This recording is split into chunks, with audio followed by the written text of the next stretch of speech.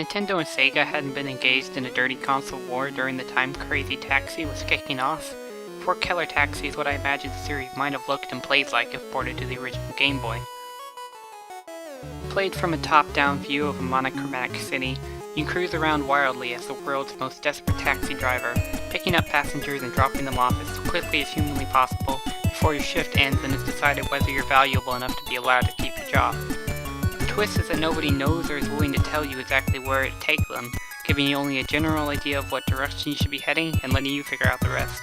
It's a fun change from the usual guiding arrow, though it does become a bit of an issue in larger levels without any sort of map or landmarks to help get a feel of the layout. It doesn't help that the whole game is shown in multiple shades of green or orange, which while an awesome aesthetic, does mean the whole game sort of blurs together, making routing out paths in your head rather a challenge. More frustrating is that you're constantly accelerating, only ever slowing down if you run into a wall, and even then having to wait for the game to realize it and allow you to reverse.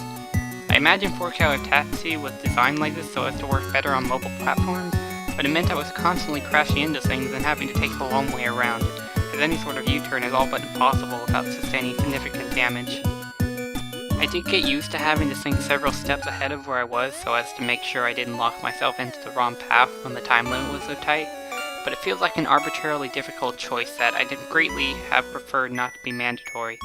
What I couldn't get used to, unfortunately, was the second set of levels, which switched to an orange color palette and introduced a swath of new mechanics you have to deal with, such as hyper-accelerating paths or other cars to avoid. The jump in difficulty for these levels far exceeded anything enjoyable, and I found myself putting the game down more and more instead of rolling through levels that I had in the first half. It feels difficult for the sake of it, in a game I don't think needed to be substantially challenging to be fun. 4 Killer Taxi is uneven and has some disappointing design decisions to be sure, though for every misstep it makes, it's still essentially exactly what it looks like, and if that sounds at all cool to you, I still think it's worth looking into. It has a very unsurprising, nostalgic feel, being pretty much exactly what I expected, and even if not perfect, for the price of a soda I couldn't say I didn't have some fun.